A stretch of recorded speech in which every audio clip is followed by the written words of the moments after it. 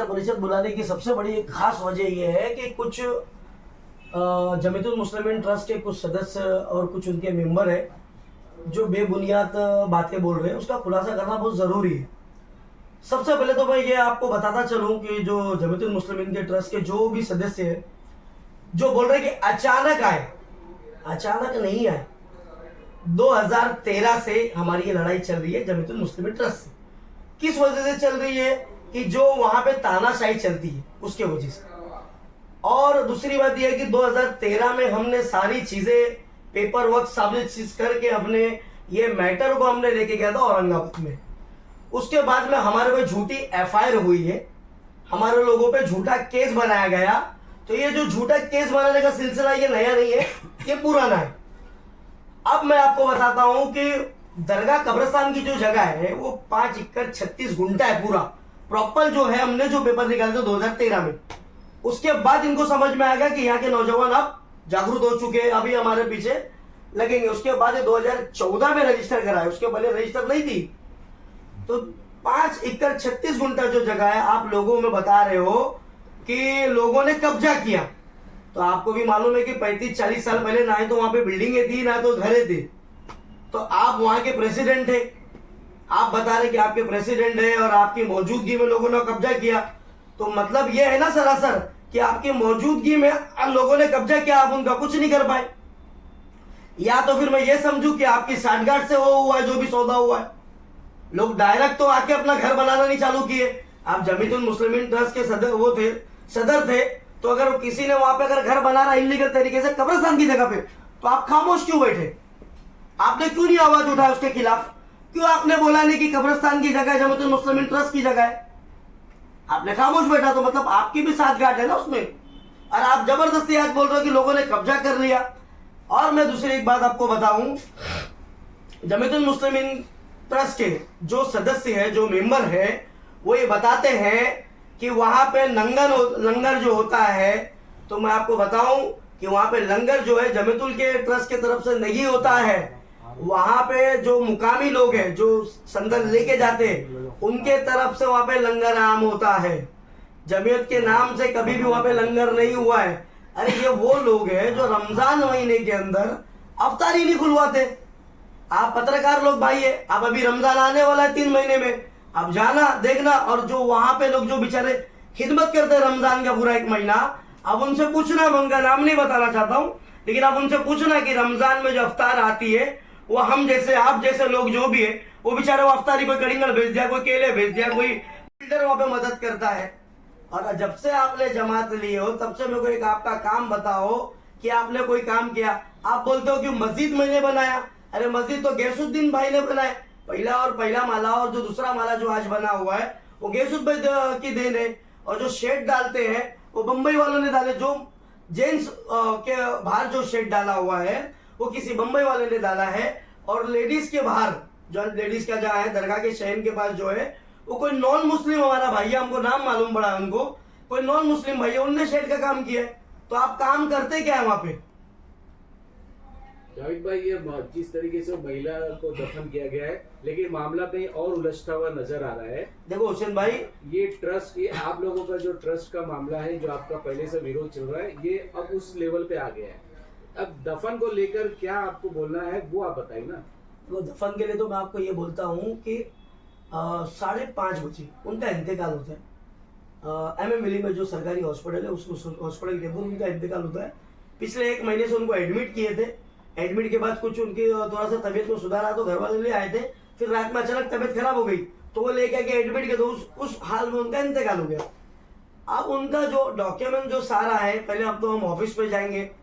अब ऑफिस पे जाकर वहां सारी बातें उनके घर वालों ने किया कि भाई ऐसे ऐसा हमारा डॉक्यूमेंट्स है। तो बोले ठीक है।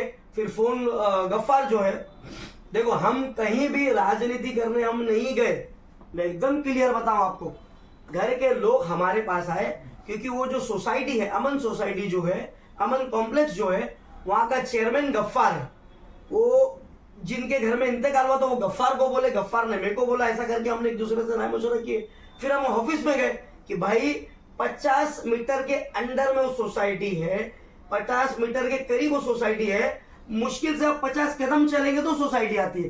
तो इतने करीब सोसाइटी का अगर आप बोलते हो कि उनको कौशल लेगा, किस बेस पे आप बोले?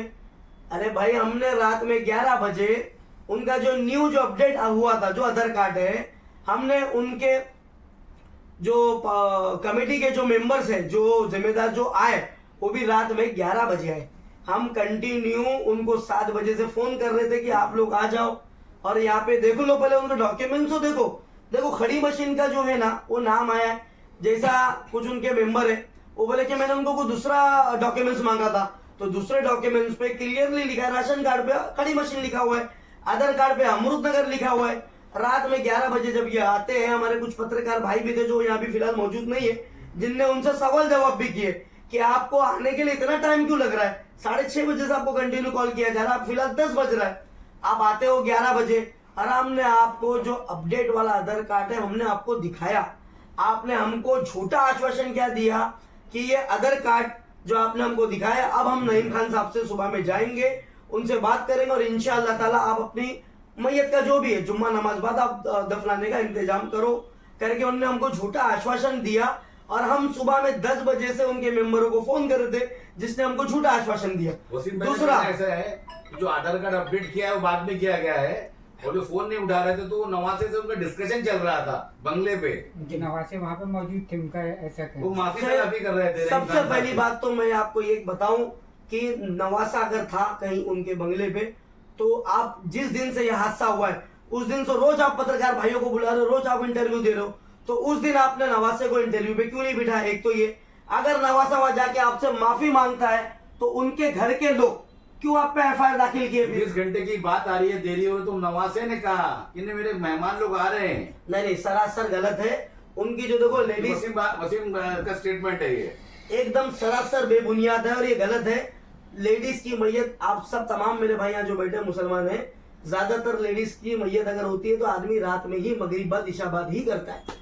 उनका इरादा 10, 11, 12 बजे के अंदर ही करने का था, लेकिन हम अभी आ रहे तभी आ रहे जो उनके जिम्मेदार जो भी थे, नईम खान साहब तो नहीं आए, लेकिन जो जिम्मेदार थे वहां पे, जो उन्होंने उनको बोला था, उनको हमारे को नंबर मिला, हमने उनको फोन किया, तो वो लोग जो आ रहे थे, हम लोग आ रहे करके रात में 11 बजे आए। इनका एक अलग रूल है कि रात में 10, 11 के बाद मैयत नहीं ला सकते, बरोबर? इसके लिए आपने जानबूझकर आप 11 बजे आए, इस मतलब आपकी शरीयत है ना, आपने कुछ ना कुछ षड्यंत्र करके आप लेट आए।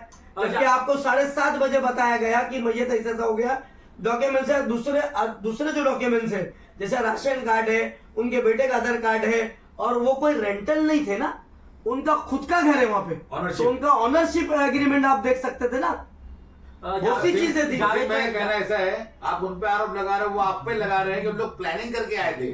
देखो, सबसे पहली बात तो मैं आपको एकदम बता दूं भाई कि जो अहले ईमान वाला है, जो मुसलमान है, जो ये मैयत को लेके कोई मैयत को लेके, आपने ईमान वाला बात की, जब इतनी देर हो रही थी तो मुमरा में मित्तल में भी अपना एमएम वली में भी कब्रिस्तान है, वहाँ पे आपने क्यों नहीं? हालांकि आप ही शरीयत में भी मैयत को ज्यादा देर तक लेट नहीं कर सकते, तो आप लोग वहाँ दफन कर। लेट करने की वजह आपको मैंने बताया ना कि ये लोग हमको 11 बजे तक आश्वासन दे के हमारे, तो अब हमारा घर वहां से 50 मीटर की दूरी पे है और दरगाह करीब में है, और वहां पे उनका घर करीब है, जिनकी नानी का इंतकाल हुआ है, तो वो तो सोचेगा ना कि करीब में ही जाए, वहां से रोज वो फातिहा दरूद करे, रोज उनकी कब्र पे पहुंचे।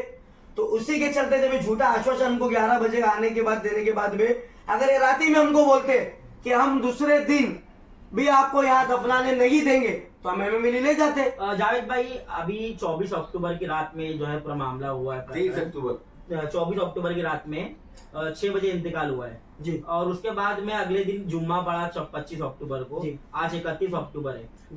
वो भी अपनी तरफ से पक्ष रख रहे, आप भी अपनी तरफ से पक्ष रख रहे। इसके अंदर कहीं ना कहीं जो है दोनों तरफ पक्ष, इसमें सॉल्यूशन क्या निकल के आ रहा है सामने? देखो रियान भाई, मैं आपको ये बताऊं, पक्ष रखने वाली बात नहीं है। एक इमरजेंसी मसला हो गया था कि किसी बुजुर्ग महिला थी जिनका इंतकाल हो गया। वो लोग, देखो मेरा वार्ड है, हमारा गली और मोहल्ला है, हमारे वार्ड में अगर हमारे पास लोग आएंगे और उनका वैलिड अगर पॉइंट है और उनके पास जेन्युइन डॉक्यूमेंट्स है तो हम उनके लिए खड़े रहेंगे। अगर कौसा के होते तो हम खुद नहीं खड़े होते। अब आप कायदे कानून की अगर आप बात करते हो तो कुछ ऐसे हमारे शहर के वरिष्ठ नेता है जिनका मैं नाम नहीं लेना चाहता हूं, अगर उनका आपको कॉल आता है, अगर वो मैयत कौसा की हो, अगर वो मैयत बिलाल हॉस्पिटल की हो, अगर वो मैयत किधर की भी हो, तो आप यहाँ चुपचाप में दफनाते हो, तब आपके कायदे कानून नहीं होते क्या? मतलब आप भेदभाव कर रहे हो। किस चीज का भेदभाव कर रहे हो? देखो, ये दरगाह, कब्रिस्तान, मस्जिद, ये अल्लाह की चीजें है आवाम की प्रॉपर्टी, लेकिन है अल्लाह की। जब अल्लाह अपनी मस्जिदों में गरीब अमीर को सबको एक लाइन में रख के नमाज पढ़वाते हैं, तो फिर आप कौन होते हो भेदभाव करने वाले? मेरे को ये बताओ। हाँ, नईम खान साहब का ऐसा कहना है कि ये जब मैयत दफनाने आए थे उस वक्त इन्होंने हिसाब किताब कुछ मांगा है और राजीनामे की बात की। देखो वो शुरुआत कहाँ से हुई, उस चीज की शुरुआत कहाँ से मैं आपको बताता हूँ। जब 5:30-6 बजे हम वहां पे गए उनके ऑफिस पे, जब उनको सब चीजें बताया गया तो उनने बोला ठीक है। फिर उसके बाद में गफ्फार ने वसीम भाई को फोन किया 7:30 बजे। इसके पहले भी 3 महीना पहले वहां पे एक मैयत हुई थी, जिसका वसीम भाई को फोन करने के बाद वसीम भाई ने वहां पे दफनाने के लिए दे दिया। राजनीति किया गया, क्या वजह थी? दूसरी बात, अब हम और सोसाइटी के पूरे लोग, उनके घर के पूरे लोग आपके ऑफिस में इंतजार कर रहे थे कि आप लोग कोई जिम्मेदार आएंगे और दूसरे जो डॉक्यूमेंट्स है, जैसा उनका ऑनरशिप एग्रीमेंट है, राशन कार्ड है, वो सब चेक करते। हमको तो ये उम्मीद थी ना कि और भी डॉक्यूमेंट्स है, सिर्फ एक आधार कार्ड तो नहीं। और आधार कार्ड का जो मैं आपको बता दूं, आप लोगों को भी मालूम है कि आधार कार्ड जो है वो सडनली अपडेट होके नहीं आता है, सडनली एक दिन में नहीं बनता है। उनको बोला गया था क्लियरली कि इनका जो अब आधार कार्ड जो है वो करेक्शन करने के लिए दिया गया है, अपडेट कभी भी आ सकता है। और उसी दिन, आप उस पर डेट मैं आपको दिखाता हूँ, आधार कार्ड के दिन। कहना ऐसी कोई बात नहीं हुई थी। नहीं, जो उनके मेंबर जो आए थे, बोले आपने देखा, जो चेयरमैन आए थे, कहना है आधार कार्ड आपने देखा, आप इशू करो। वो मुझसे कह रहे इशू करने के लिए। अब देखो बड़ी शर्मिंदगी की बात है, मैं या चेयरमैन पत्रकार हूँ, उनसे सवाल कर रहे हैं, मैं चेयरमैन तो हूँ, वहाँ आप, पर मैं हाँ, इशू करूँ। तो आपको चेयरमैन बनाते हुए हो। और दूसरी बात मैं आपको बोलता हूँ कि हमको कोई लालच नहीं है वहाँ चेयरमैन बनने की, वो ट्रस्ट अपने हाथ में लेने की, हमारी कोई लालच नहीं। बस वहाँ जो तानाशाही आपकी चल रही है ना, हम उसके खिलाफ हमेशा आवाज उठाते हैं। और देखो, शहर में सिर्फ उसी चीज के लिए नहीं, कचरे के लिए हो, ट्रैफिक के लिए हो, हर चीज के लिए हम आवाज उठाते हैं। जैसा हमारे बड़े भाई है, बड़े अजीज भाई है हमारे वसीम सैयद साहब, जो बोलते हैं कि MM वैली कब्रिस्तान के लिए आप आवाज क्यों नहीं उठाते? तो मैं रहता अमृत नगर में हूँ, मेरा मोहल्ला अमृत नगर है, हाँ, मेरा वार्ड अमृत नगर है। तो सबसे पहले मैं अपने घर से शुरुआत करूंगा ना, बाद में मैं शहर में जाऊंगा, बाद में मैं सिटी में जाऊंगा।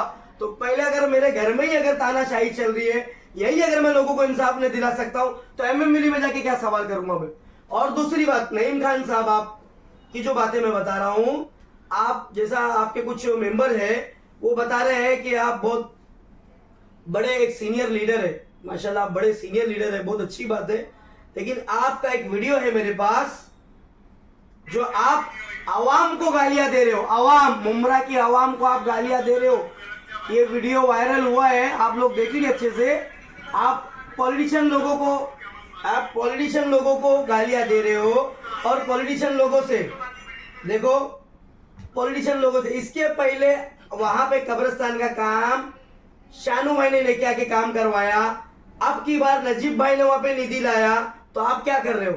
एक तो आप पॉलिटिशियन को गालियां देते हो, दूसरा आप जनता को गालियां देते हो कि कोई चंदा नहीं देता है, कोई ये नहीं देता है। तो बिना चंदा के इतनी बड़ी दरगाह बन गई क्या? बिना चंदा के वहां पे काम हो रहा है क्या? बिना रुमाली के वहां पे काम होता है क्या? मेरे को बताइए ना, आपने अपना पर्सनल कितना पैसा लगाया? आप जमीतुल ट्रस्ट के आप अध्यक्ष बने हैं, आप मेरे को बताओ कि खानकाएं और मस्जिदें तो इबादत के लिए बनती थी, और खानकाएं क्यों बनती थी? कि गरीब मुसलमान, माइनॉरिटी मुसलमान जो उनकी मदद करने के लिए। आपने वहां पे ट्रस्ट में 40 साल 45 साल से बैठने के बाद कितने गरीब बच्चियों की आपने वहां पे शादियों के लिए हाथ लगाया जमीतुल ट्रस्ट के नाम पे? कितने गरीबों का आपने वहां पे दवाई दारू के लिए पैसा दिया? आप बताओ ना मेरे को। अभी भी आप जिक्र कर रहे थे कि शानू पठान का, बराबर उनका कहना ऐसा है, जब निधि के लिए प्रेस कॉन्फ्रेंस ली गई थी तब यही नईम खान ने कहा था कि 1985 के बाद बाउंड्री वॉल का जो काम हुआ है वो अब होगा। तो शानू पठान कहां से आगे विषय? देखो, कुछ गेट के काम थे, छोटे मोटे कुछ काम थे, जो मीनार आपको दिख रहा है, जो गेट के काम थे, कुछ छोटे मोटे काज थे। तो उस टाइम पे वो प्रेजेंट कॉर्पोरेटर थे, उनका हक और अधिकार था, क्योंकि वो भी मुसलमान थे, इसके लिए उनने वहां से निधि लाया ना। तो फिर शानू पठान ने काम किया है वहां पर कब्रिस्तान के अंदर? गेट के लिए काम किया ना उनने।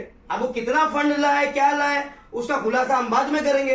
लेकिन वो कितना फंड लाए थे कितना, लेकिन जो गेट के लिए काम हुआ, जो भी छोटा मोटा जो आपको गेट दिख रहा है ना, उसका खुलासा करने की वजह ये है कि वो गेट है ना निधि से ही काम हुआ है, वो सरकार की ही निधि से काम हुआ है। जमीयतुल मुस्लिमीन ट्रस्ट के वजह से वो गेट नहीं बना है, तो इसीलिए मैं खुलासा कर रहा हूं आपको। दूसरी बात, आप बता रहे हो कि आप जब वो सदर थे लोगों ने वहां पे जगह का कब्जा किया, बरोबर ना? 5 एकड़ 36 गुंठा जब आप सदर बने तब आपने पूरे कब्रिस्तान को बाउंड्री वॉल क्यों नहीं मारा? जैसा आज फंड आ रहा है तो कल भी तो आ सकता था ना। आप कभी वहां पे किसी को काम करने देते नहीं हो। वो तो ये टाइम भी आप भी पत्रकार लोग भी गवाह है कि सर्वे होने के लिए लोग वहां पे गए। हमारे यहाँ के माजी नगर से वो गए इब्राहिम राउत, वो जब वो सर्वे के लिए गए तो ये इनके कुछ लोग वहां पे उनको वहां से हटाया गया कि सर्वे करने का नहीं, हमारी प्रॉपर्टी हमारी मिल्कियत है। अरे इनकी कहां से मिल्कियत है, इनकी कहां से प्रॉपर्टी है? ये प्रॉपर्टी जो है ये आवाम की है, ये अल्लाह की प्रॉपर्टी है। तो आप भेदभाव मत करो। बस देखो मेरा एक ही बोलना है आपसे कि आप एक सीनियर लीडर है ना, तो आप मुमरा चौकी आपको नहीं जाना था झूठे एफआईआर बनाने के लिए। आप शान बैठते, आप हमको बोलते, अगर आपको ऐसा लग रहा है कि हमने कहीं गलती किया है तो आप माफी मांगते। लेकिन आपने वो काम नहीं किया। आपने क्या किया? आपने इसको सियासती रुख दिया। आपने इस मैटर को लेके जाके चौकी तक ले गया और लोगों पे झूठे एफआईआर बने। उनका तो कहना है कि आप लोग सियासत कर रहे हो। देखो हम कोई सियासत नहीं कर रहे, ये सियासत हम नहीं कर रहे, सियासत वो कर रहे। अगर हम सियासत करते तो हम जिस दिन दफनाए थे उसी फौरन दफनाने के बाद हम सीधा मुमरा पुलिस चौकी जाते, अगर सियासत करना होता तो। और उनके डॉक्यूमेंट हमने चेक किया, ऐसे इलीगल तरीके से नहीं हमने किया, उनको डॉक्यूमेंट चेक किया सब होने के बाद। और आपके जो जमीयतुल मुस्लिमीन के जो आपके मेंबर्स है ना, उन लोगों ने हमको झूठा आश्वासन दिया कि हम सुबह में आपको गेट पास भी देंगे, आप तैयारी करो। उसी के मुताबिक हमने उनको वहां दफन किया। हमने अपनी मर्जी से दफन नहीं किया। मतलब ये आरोप प्रत्यारोप लगते रहेंगे, शहर के मुद्दे पे कोई बात नहीं करेंगे। देखो आरोप वो बोलेंगे यही सब चलता रहेगा। आरोप का कोई मामला नहीं। देखो मैं तो आपको एक चीज जो खुलासा था, जो नियाज को लेके जो बातें ये झूठ बोलते हैं ना, तो मैं वहां का मुकामी हूँ, हमारे भाई वहां के मुकामी है, और मैं वहां छोटे से बड़ा हुआ हूँ। मैं 2 साल का था जब अमृतनगर दरगाह गली में आया, आज मैं इतना बड़ा हो गया हूँ, मेरे बच्चे बड़े बड़े हो गए, तो सारी चीजें हमको मालूम है। इसका खुलासा हमने किया है और हम कोई आरोप लगाने के लिए नहीं बैठे। अगर आप सीनियर है, अगर आप कदम पीछे लेंगे तो इंशाल्लाह हम भी आपके साथ में खड़े रहेंगे।